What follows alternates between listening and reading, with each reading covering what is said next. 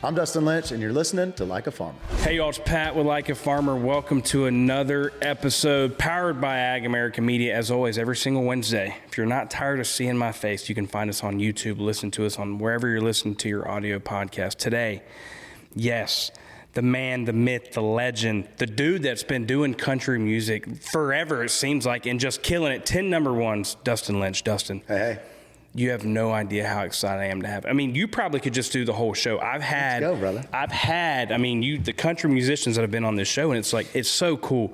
People that have been doing it for a long time. The new people getting into the genre, which I'm excited to get your take and talk about that today. But 10 number ones, that is fucking huge. Thank you. I mean, and which is also new, you have residency in Vegas at the Wynn, which I just heard this is the first time the Wynn has had a country musician do a residency there. Yeah, we stumbled into one there. That alone is one of the main reasons why we started this show. Is there is a lifestyle here: cowboy boots, cowboy hats, pickup trucks, listening to country music. And it's not the 60 million of people in rural America that do that every single day. It's the other people that are like, damn, I kind of want to be in this lifestyle. Yeah. COVID helped that. Yellowstone helped that. For sure. It's so cool because you've gotten to see it for how long? Like, when would you say you started in like true country music? Like, you signed your first deal? What year? Yeah, I moved here out of high school, and I got started playing in the college bars here, which turned into frat parties, which turned into Lower Broadway. All that kind of cranked up about 05, 06. Okay, 05, 06 to now. And like, you've seen the change. Like, let's right from the beginning, what are your thoughts on this kind of new country and how it's I'm loving evolved? It. Yeah. I'm loving it. It's cool to see the pendulum swing back. I mean, I've been blessed, like you said, to be a part of the genre for a long time. And I came out with a song called Cowboys and Angels, which is very traditional. And I think would still hang in there today on radio as a traditional song. And then we went to the pendulum swing over to more pop leaning, rock leaning stuff. And now it seems like we're coming back and the audience is really embracing the country lifestyle and some more of that nostalgic 90s sound. So it's fun to be writing music and making new music right now. Do you know the 10 number ones on top of your head? I could probably get through them. I always forget. It's bad if I'm not looking. I have to go to Spotify sometimes and look at my songs, like I'm making a set list. What am I forgetting here? Oh yeah, where it's at. Such a humble flex. Like, yeah, I've had so many number ones. I just don't really. I forget some of them sometimes. Yeah. The first number one would have been Cowboys and Angels. Yep. And actually got to number 2. Okay. Yeah, it's still I would say my most impactful song and single that we've ever released. It's now climbed back up to one of our most streamed even after all these years. But yeah, it got to number 2. That was a tough. You're like, oh, we're actually gonna get this, and then it said at number 2. But it was great because it kind of made you want it even more after that. I've learned that the number on the chart really doesn't mean much at all except the number on the chart. It's all about how a song connects with the audience, and those are the songs you want to continue to play. You just hit it right on the head, and you've done number ones back then, you're doing number ones right now, and the audience has changed. Like, that's the cool thing about it. Is it connecting with my fan base? And you've been able to evolve and stay relevant. Like, that's so cool. And I hate outdating you. It's like I'm sitting here for the first 10 minutes just calling them old. And you are turning 40 this year though, right? I feel, that one's coming up. I feel, honestly, this is the most fun I've ever had making music. And I feel like I've just now wrapping my arms around how I like to do it.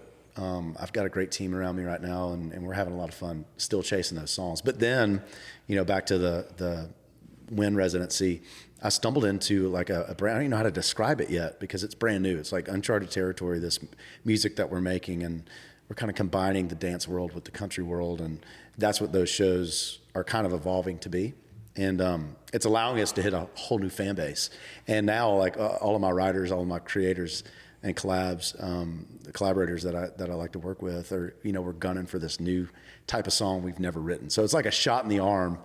Cowboys and Angels came out 2012, and who thought in 2025 we're like getting to write a completely new genre of music, but we are. So I'm stoked. Can you give me the rundown, educate me, when you think about a residency in Vegas? What does that mean? I mean, is it and I'm sorry for it sounding maybe naive or something, but when you're at the Win, is it every weekend for a certain amount of time? It can be. Okay. How they do these, you know, it's myself and a bunch of other acts that they announce throughout the year. It's sporadic, so they're smart, right? I mean, obviously they're in the game and doing it the best that anybody's doing it out there. So they're kind of having me out for certain times of the year where certain events are going on. So they'll have us out for spring break. Yep. I fit in great with that. Obviously. They'll have us out for like NASCAR. They'll have us out for NFR Rodeo or PBR, 4th of July, that type of stuff. So they're kind of curating music around the fan base that's probably going to be in town, hopefully winning money on our side, but for them losing money. That's so cool. You know how that works. Yeah, I do. But for me, what it means is a lot of fun. I get an awesome suite at the Win. I get a huge tab to go eat at steakhouses on. It's great, man. You get to live like a king and act like a king for a couple of days. It is important to say, and I want to continue to reiterate it. When this is the first time a country musician has been at Win for a residency, and that's just so cool to me. Yep. I want to back up, and you grew up here in Tennessee. Mm-hmm. I mean, tell me how that was. Were you doing anything else, sports? Just, I mean, when did the whole, hey, I might actually can sing and be a country musician? Well, the dream started early. I was blessed to have, you know, the first house I remember being at, I was probably 4 or 5, but we had 11 acres. And my dad always had he always loved working out in the barn. We grew up dirt track racing and motocross. But he had a affinity for horses, so we always had 4 or 5 horses back there, and we would ride and do like some team rope and stuff. Team pin and stuff. And my first job was down the street, $5 an hour, and it's still there, believe it or not. They're Black Angus, and I don't know, he probably had 60 head or so, but that was my first job. So I would go help them do whatever. And that was kind of my first job. But as far as music goes, it was kind of like a combination of those things. It was me being in the shop with Dad with the racetrack and working on dirt bikes. You know, I've got the horses, that I can jump on and ride a little bit here and there. And then working with cattle down the street for $5 an hour. And all of that lifestyle was like the soundtrack that was playing. You know, as I'm working with Dad or we're out doing stuff in the barn, there was always country radio on. And it was early on where I'm like, these are my heroes, man. You know, it was George Strait, Alan Jackson, and, Garth Brooks and Alabama and that type of music that reminds me of being out there with him doing the fun stuff. Mm-hmm. And that's when I can remember going, I kind of want to do this music thing. So I finally made him get me a guitar. He got himself a guitar when I was 8. And that lasted about a month or 2 trying to learn it, got frustrated, went back to the dirt bike. And then I really picked it up again when I was 14. And I never looked back after that. You were like, okay, I'm going all in. Now, you went to college around here. Mm-hmm. Is that Lipscomb? Lipscomb, yeah. Okay. Yep. And was there ever an opportunity, and I love that, it's like you're born in Tennessee, you stayed in Tennessee, you've had a successful career in Tennessee. Was there ever any thought of like, I'm going to leave at any time? Or was it? Yeah, because I wanted to graduate and make my parents proud. And so I fell in love with biology, I think, just honestly, because I loved I loved the way of life of how I grew up, and I loved being outdoors. And I was like, well, I like animals and I like plants. Let's learn how these work. And then that kind of led into anatomy. I'm a huge outdoorsman. I love to hunt and fish. So that led to me dissecting things, which is kind of, maybe weird, but anatomy was cool. And getting to learn how the human body works. And so that I kind of fell into a path of pre-med, honestly. And then it was like, well, that's a pretty sweet life if I can become a surgeon and fix people. And, at least where I grew up, all the nice cars in the parking lot were doctors. So it was like, all right, let's do that. But music was doing its own thing too. And so it was one of those where I'm like, okay, I came to a crossroads. Do I continue on with this education and all this time and effort I've put into studying and taking the MCAT and I got accepted, into med school? Or do I do what my heart's telling me to do, and that's continue to write songs and go entertain? And I'm glad I went. I couldn't live with the what if, and I was already having so much fun and making some good money in college playing frat parties. It's hard to give that up to go study some more for 7 years. Yeah. I mean, was that kind of when you think about what you were doing for money outside, working in agriculture too, but you were playing frat parties, bars, just wherever you could go play. In college it became, music, and then I was cutting grass. And that's what I was doing to pay rent. And we were talking earlier, like the Greek life scene and the wedding reception scene is awesome. It's cash money. There's not a lot of, there's not a lot of overhead back in the day. And it was fun. It was just great. It's like, I'm actually getting to party on college campus. I'm on stage in front of all these sorority girls, and you're paying me? Like, sign me up. Come on. As a 20-year-old, 21-year-old, what are you doing? Sign me up. What were your main? You were singing covers for the most part. For the most part. What was your like go-to cover song? Yeah, so at that point, Church was a big deal. Al Dean was popping. Darius Rucker had actually came into country music. He had some like hits we would play a lot of. But then it's just the classics. Honestly, still the stuff that works today. If I went to Broadway tonight, I would probably play a lot of my list that I was playing back then. Those really haven't changed. It's like the standards, that get the country fans going. When I started coming to Broadway, I really had to dig back into the catalog because my mom and dad all pretty much just had radio on. So really my musical history started in the 90s. So I didn't really know of any, I knew who they were, but I didn't know really anything about Merle and Waylon and all these Cash and all these songs. So when I went to Broadway, you've got some country fans that are like, play me some Merle Haggard. So that was a fun learning process of like, all right, we're doing all this fun stuff for these college kids, but when I come to Nashville, it's a 60-year-old man getting mad at me because I don't know this B-side from a Merle Haggard album. It's like, let me dig into these things. Mm-hmm. And so the catalog just gets bigger and bigger and bigger. And that's what's so impressive about the musicians here in Nashville, I think, are just how big their encyclopedia of cover songs and songs that they can pull out of a hat are. You just hit Broadway in every single place. It's just really talented individuals every single bar. Yeah. It's one of my favorite things about Nashville. Before we dig too much into the music, I play a game on this show, okay? Okay. This game's called Give 'em the Boot, presented by Tecovas. There we go. So what we do is you have your brand new pair of Tecovas right here. All right. There's 4 questions in this boot.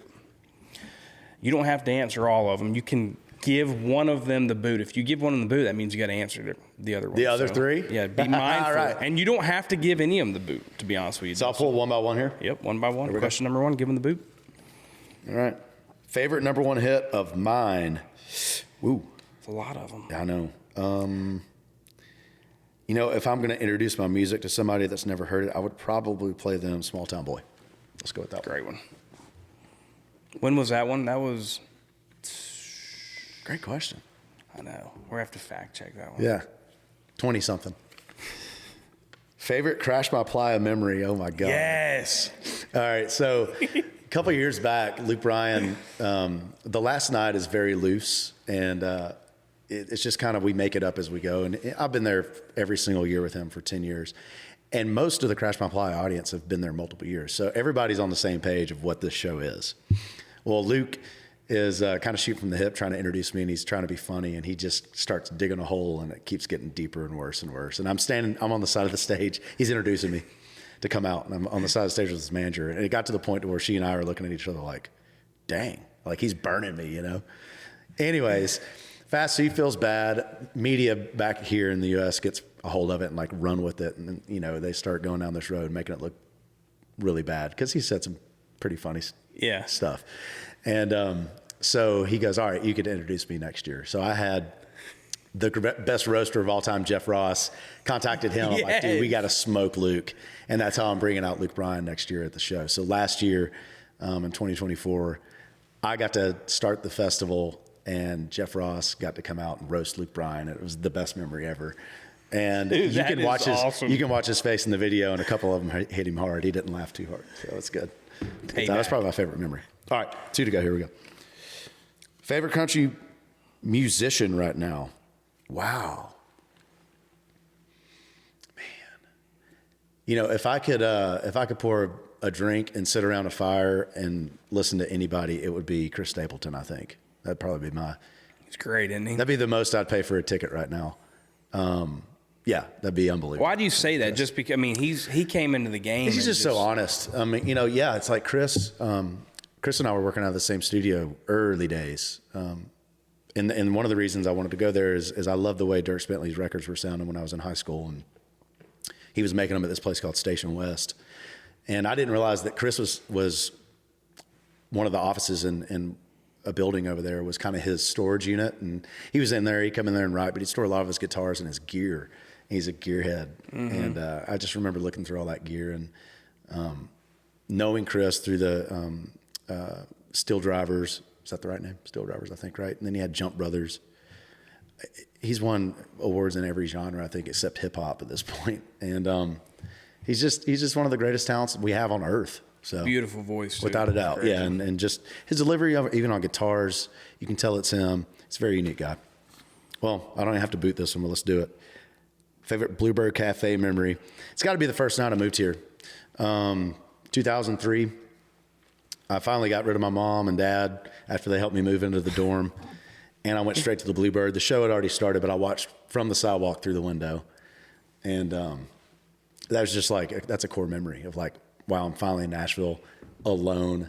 What's next? How do I do this? And I just remember having all those thoughts and, reflecting on how do I get from out here on the sidewalk to that chair and play my songs one day. And this is when you were in college. Yeah, I'd already been to the Bluebird in high school for open mic stuff, but that was the first night I was solo in Nashville and dreaming big.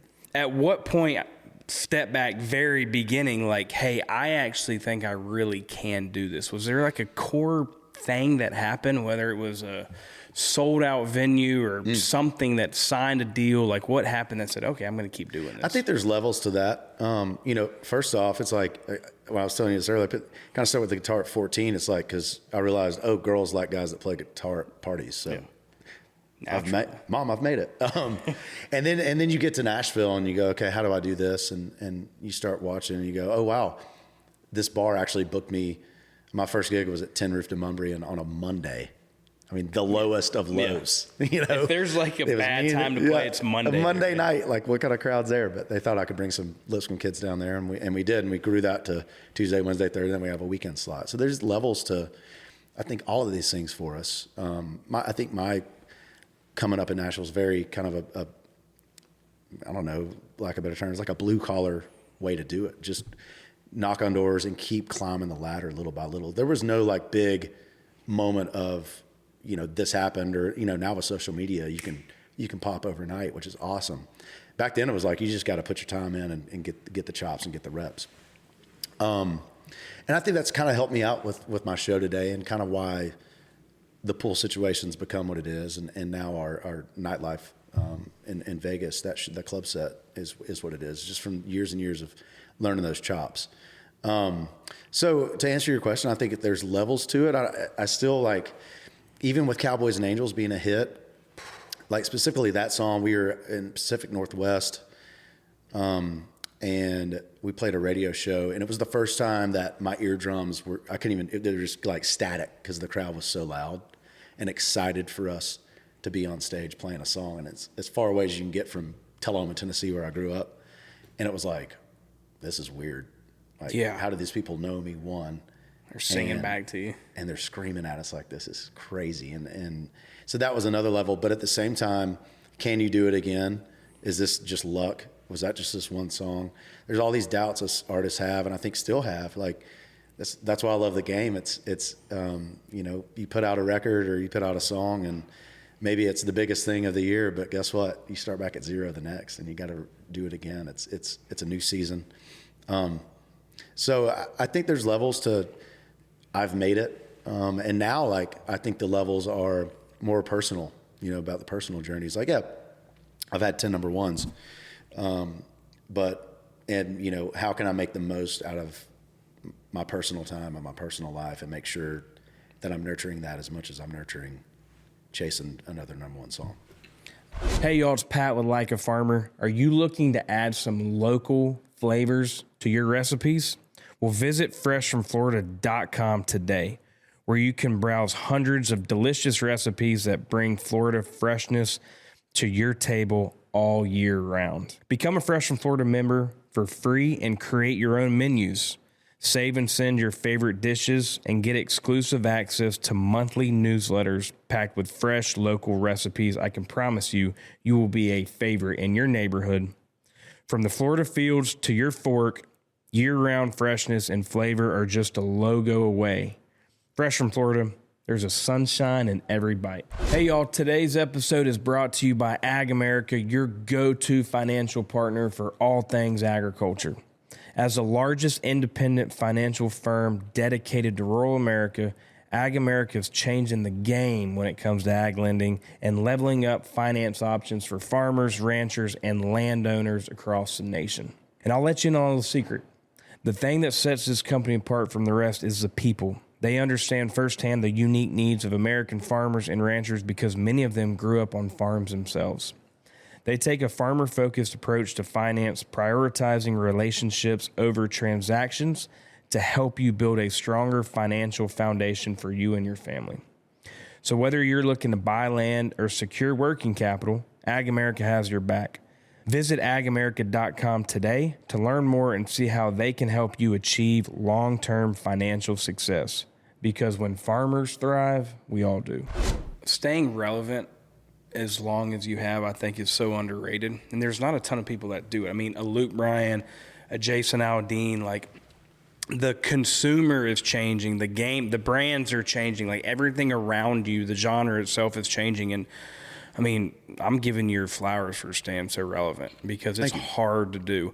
On the number one songs and just in general, is it a majority of you writing these songs? I try like hell to write them, man. Yeah. I just, I always go back to one of the first times I got to meet Garth. And you know, through the years watching interviews, always record the best songs you can, George Strait being one of them. Alan Jackson was able to write most of his, or all of his, I think. You look at Garth and Strait, and most of those are outside songs. And there's just so many talented guys and girls here. Like this morning I wake up and I've got some great songwriters going, hey, we're going to try for this this project we're working on, which is, you know, our new genre we're kind of making up today. And it's like, they're the best in the world doing it focused while I'm doing a podcast, right? Yep. So I try to write a lot of it. I'm lucky if I can get half of mine on the record. I'm the last one to vote for my songs because I'm always nervous. I like them because they're mine. Biased, yeah. Yeah. And so it's all, for me, it's always about the best song. And if we put out the best songs I can get my hands on, and I've done my work and put my hours in, I think we'll continue to have success, you know. And I look for indicators along the way too of I may like a song that I write or maybe a buddy of mine sends me, but then in a month or two I find myself going, man, I haven't gone back to that song. It's probably an indicator that it's got a little burn on it. And it's not something that I want to hear over and over again. That is what a big hit is. You know, it's people that they hear it, they get it piques their interest, they want to go, why do I like that? Who is that? And then they want to hear it over and over again. It becomes that thing they have to live with, you know, and they don't want to get rid of. And I think that's all the indicators I look for as you make a record and as we make songs throughout the year. The ones that you have written and continue to write, where do you go back to and grab that type of material from? Whether it's working in agriculture, growing up, whatever it is, like where do you go back and write your songs? It's crazy, you know. Still a lot of my inspiration comes from the high school years growing up in Tullahoma and like all those firsts, you know, whether it's, you know, first relationships or, you know, first big party or first time hanging out too late. But now like having a farm in Tennessee and getting to live out there and work out there, I find a lot of my creativity coming from that part of life too. So I think it's a good mix. And I do better creatively when I'm traveling at the same time, even though like inspiration comes from me kind of being home. I think lyrically, I do a little bit better in my lyric bank whenever I'm traveling around and on tour, because we get to see so many landscapes and different walks of life and the way people are doing life.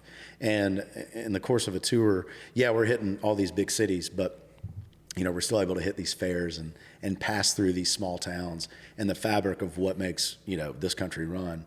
And all of that scenery and all of, you know, just all of those scenes is kind of what I draw from lyrically. Dude, it's constant. I mean, think about the festivals that you've done. You've gone on the road with Luke Bryan, major players. You were on the road when Florida Georgia Line was still Florida Georgia Line. Yep. I mean, you at have the top of their seen game, yeah. at the top of their game. Mm-hmm. I mean, you've seen it change. Without a doubt, yeah. And you know, I look forward to being on tour is fun, especially, you know, if you get to go out on a big tour with friends or bring friends along. It's just a blast because there's so many memories to be made, and you get to learn. You make new friends along the way too, you know, and it's like I said, it's the inspiration of being on the road. I don't think I always look at guys ahead of me. You know, it's something I've learned through the years. And you know, you look at guys that, you know, moved to town looking up to Kenny Chesney, Tim McGraw. These guys are still even artists older than them. You know, you look at Tracy Lawrence still out there getting after it, and a lot of our '90s guys kind of becoming a mainstay at these big festivals again with that resurgence. And these guys have never stopped touring. They love it. It keeps them moving. It keeps them young. It keeps them vibrant. That's what I'm most excited about. You know, is I'm blessed. I think I talk with my producer this a lot. It's like, man, it's scary making a new record, but you know, if it all went away and we never had another hit, we still have enough hits. I think we could tour as long as I want to tour at this point, and still have fun doing it. And that's exciting. That's interesting that you say that, because you're spot on. I think it was Morgan that just announced Brooks and Dunn is going with him, like the Tracy Lawrence. I mean, I saw him multiple times last year on Riley's tour. Like, why are they doing that? Is it because, I mean, obviously when they were in their prime, they were huge, but what's the drive to keep them going? I think just the fun of it. Can't be the money. I mean, no, it's not. It's not that. You know, I think I always say, like, it's not the money. There's easier ways to get money in the world than going out and grinding shows every night. It's the happiness, I think, that people like bringing rooms and people. You know, like artists. You know, I think we get addicted to people gathering and escaping reality together. And that's what drives us. At least that's what drives me. What was one of your favorite tours that you've been on? I mean, like I said, you've been well, on you know, Luke, you mentioned Luke Bryan, and that was special. The first tour went so well, and this was when he was doing multiple nights at stadiums. I mean, he's at the level that right now Morgan and Luke Combs are. We were doing multiple nights at football stadiums, and it went so well that he asked me to come out again, and we ran it back 2 years in a row. So, like, that was really cool and unique because we got to know all of that band and crew so well, and doing multiple nights in a row at a stadium or wherever we were allows you not to have to pack up and roll, and you got to just hang out a lot. You know, so he would set up a tent backstage, and you know, I think most all of us in the band at that time were single. So if you have 2 nights in a city, a bunch of single dudes, and you're at the biggest show on the road, like, you're burning it down. It's absolutely, you're out there dogging around in the lawn. I mean, and that's the beautiful thing about a cowboy hat. I can take it off, put a ball cap on, and mosey around pretty easy. And it was just fun. You got to meet a lot of cool people. It was the biggest tour going, and to get to do 2 years with an artist and really make that bond and that lifelong friend was cool. What do you think about, this is why I love Dustin's on the show, because I can start from so far ago to now, and he's just an expert in all of it because he's been doing it for so damn long. The new musicians coming into the genre, I think, is cool as well, interesting. I think it's different. Like, what are your thoughts on, and not only the new musicians, but the new way of country music, promoting songs on TikTok and social media and having to be the best at it? I mean, what are your thoughts on that? It's wide open right now. You know, I think it's awesome. At the same time, I can see how frustrating it can be for people. You know, because back in the day, you had to, like for myself, I had to make one village fall in love with me. And then we kind of picked a song, and you got to go, okay, here's our focus. Let's go. Hopefully the world likes this thing. I guess it's kind of the same, but now it's like, it's instant. And it's almost like you don't get that concerted effort. You know, there's not this momentum. It's like you put it up and you hope for whatever reason, however that algorithm works, more people see it and it takes off. Do you know how it works? I don't think anyone does. Okay, I don't. I think I was just making sure, because I think it's, if I did, I'd probably be doing it more. Yeah. I think it's just keep throwing stuff up, and hopefully something sticks and takes off for you. But I feel like I'm also in this like awkward place where I can't imagine myself doing a song and like staring in the camera and performing it like so it's kind of a different way. I mean, but hey, it is what it is right now. Like that's the world we're in. Back in the day, it was like we just kind of played clubs and hope people like us. Yeah. But now you got to figure out. You got to go on TikTok and figure out like the new dancing trend. You should try that out. Think honestly. So? Yeah, I think you should do like the TikTok dancing. So you never know, man. I know. You never know. We'll see. I haven't found time in life to do that yet, but we'll see if it happens. Because I've been living vicariously through your social media lately, especially during Luke's party down in Mexico. It's easy to do. And like that. Did you have some FOMO? Major FOMO. Yeah. But the video of, I think you're like in a captain outfit. Mm-hmm. I mean, that was just fantastic. So shout out Dustin's content creator. Yeah, we had a theme party this year. It's called Get Nautical, and we showed up we had a costume change too. I changed into, I guess, a different captain outfit, but came out with a smoker's jacket, and Hugh Hefner did up. But yeah, it's just fun, man. I think the way, back to country music and how it's made, we're still, in a way, we're writing a little bit more traditional now than we were 3 years ago, up to 8 years ago. It's back to guitars and real lyric in these writing rooms more so than it has been. It got pretty track heavy, and I think, just like anything, it evolves. But it seems like now more in our writing rooms, it's more about the lyric and the idea behind the song than it has been as of recent. So it's cool to see it go back to that. I'm excited to be writing songs and creating. This year's for me is going to be really busy. We've already recorded, some stuff, but I'm looking to put out 3 separate projects throughout the year. So I'm busy. I'll be busy in the studio. 3 projects this year. 3 projects this year. One being that's going to feed our nightlife. Yep. That the more up dance genre music. We got to figure out a name for it. We need to name it. Okay. I don't know more upbeat dancing type of country music. Yeah. Okay.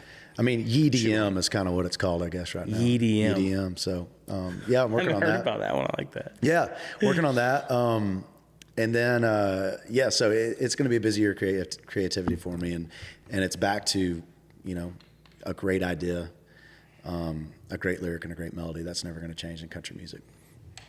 What do you think about, and it's cool because you're kind of doing the reverse. I mean, I just said Wynn's never had a country musician. Now you're coming in there because it seems like they have some sort of data that they're looking at, like this makes sense. But on the reverse side, it's like Post doing a country album. Yeah. I heard the other day that Big X the Plug wants to get into country. Yeah. Why is that? Man, I think everybody... It's like the party genre now. It used to be hip hop. It is. I think...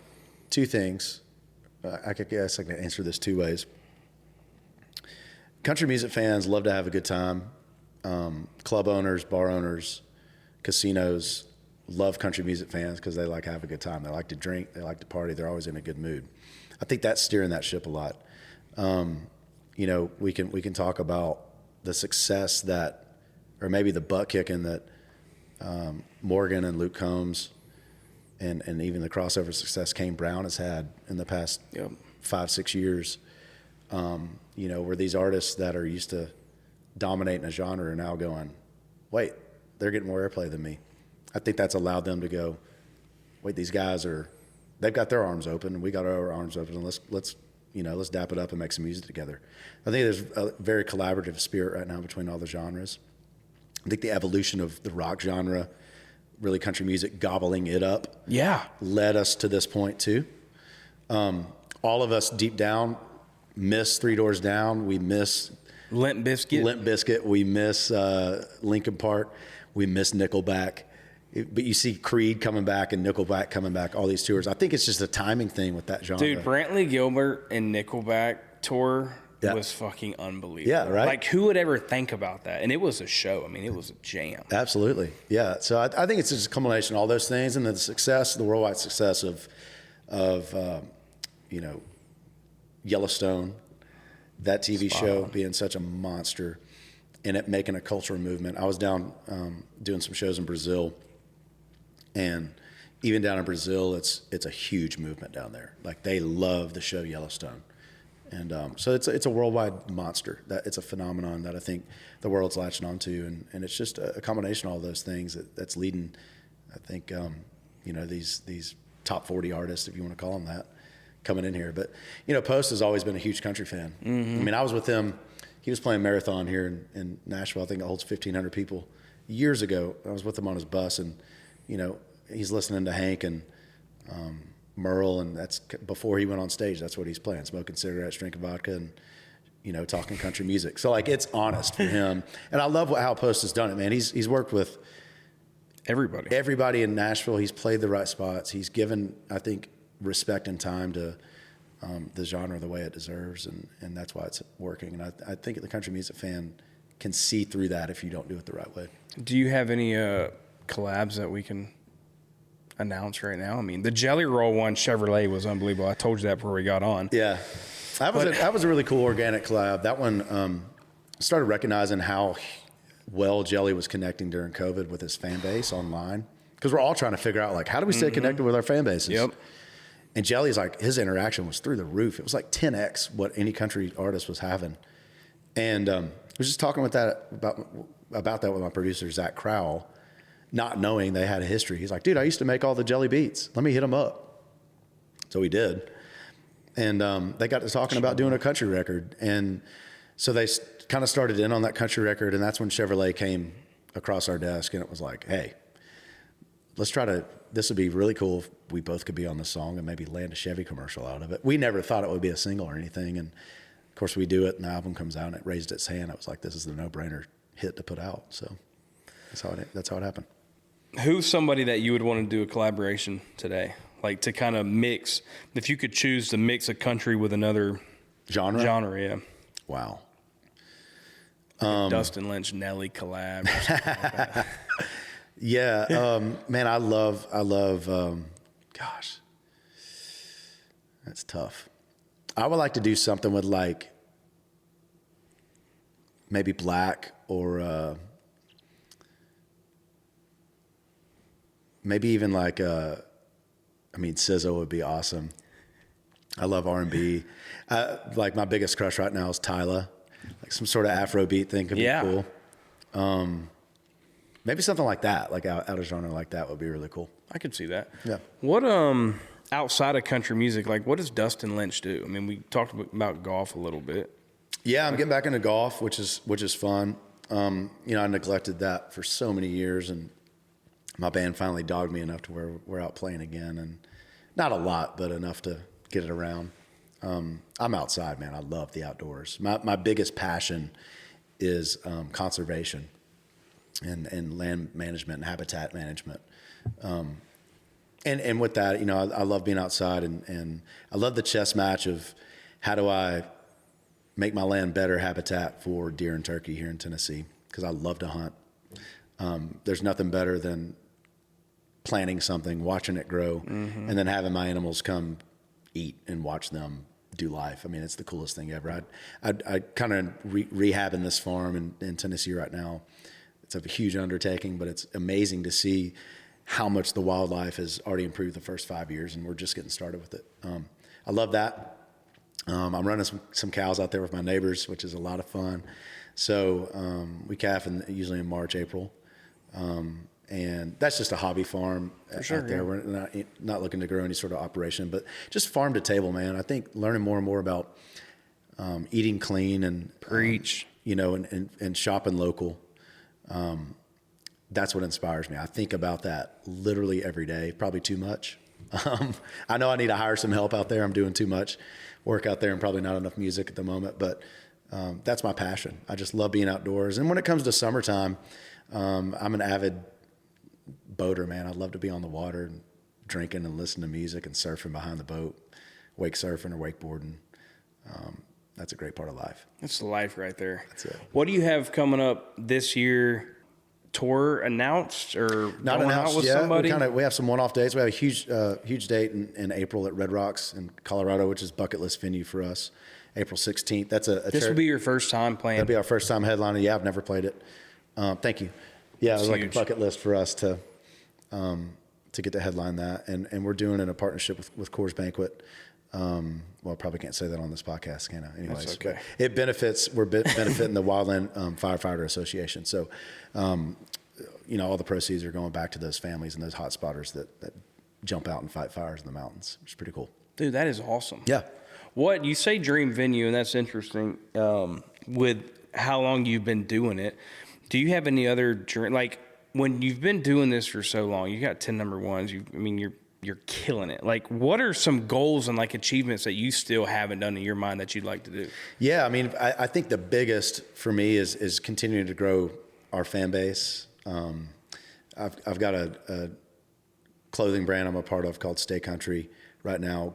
Continue to grow that fan base. It's so cool to be working in that creative space and I've got a great team that's kind of taken that over and really just grow the culture. You know, I love bringing people together, like-minded people together and celebrating. And that's what my music's hopefully it's all about and all for. At least that's the goal, you know, in the Stay Country family as well. I've got a lot of other business endeavors that are fun and you know, outside of the entertainment industry, which is a lot of fun too. But I think for me, like main focus outside of work is just making sure I'm embracing life to its fullest, you know, but being smart about it, not saying yes to too many fun things because opportunities can be endless if you want them. But, you know, getting to explore life and just being present, living in the moment and being open to whatever life brings me. How much longer do you think you're going to be doing this? Forever. Yeah. So I mean, we talked about it a little bit. It's like Brooks and Dunn, the whole thing with Tracy Lawrence. I mean, you've seen Kenny continues to do it. Yeah. George continues to do it. And it's like now it's just a damn game to the king. It's like, yeah, this is my last show. And everybody just comes and he sells it out and then he'll trick you. Actually, he can't get rid of it. I know. It's great. I think that speaks volumes to what it is. It's not about the money or the fame at that point. I mean, those guys don't need any of that, right? It's about just the love and the passion of making music. And that's inspiring to me. To look at Chesney, you know, back to McGraw, these guys that are living life just to the fullest. It seems like they're in great shape, physically and mentally, and still. Kenny, like that dude stays in shape, man. Yeah, and having fun and staying active. It's inspiring, you know, to see guys way ahead in their years than I am. And I've got those guys to look up to and it's a lot of fun years ahead of us. I hope I you know, can stay healthy enough to do it as long as they are. Seems like it'll be a big year. 3 projects this year. 3 projects this year, another full year of touring. We really crank up, you know, after that Red Rock show, we'll crank up to pretty steady tour, probably through the end of the year. More announcements on that coming. But, you know, as the tours are rolling out, we're still getting our cities in a row and solid. But it's going to be a big year of touring in North America for us. I'm excited to see it, man. I'm telling you, Dustin, I mean this, the 10 number ones, you doing this for as long as you've done it, like I can't stress this enough because I truly see it. I mean, I bring people on the show because I talk about this lifestyle, but it changes. It's more and more people wanting to get in this lifestyle. And then when you think about the genre, that's the definition of this lifestyle. It's a different listener every single day. And for you to stay as relevant as you have is unbelievable. And I talked about it the other day when I found out you were coming on the show. Like, that's really cool because I can give you the list. I mean, it's not that big. It's an Aldean, it's a Luke Bryan, it's a Dustin Lynch. It's not a huge list because some people, this genre is this right now. Yep. So I'm going to jump into it, but they might not be relevant in 5 years. Yeah. I think, the rock and roll country might not be here. The pop country, like you've swerved around and you've just been yourself, and the different consumers every single year like your music. Like, that's unbelievable. I think for me, it's continuing to challenge myself, you know, and not getting complacent.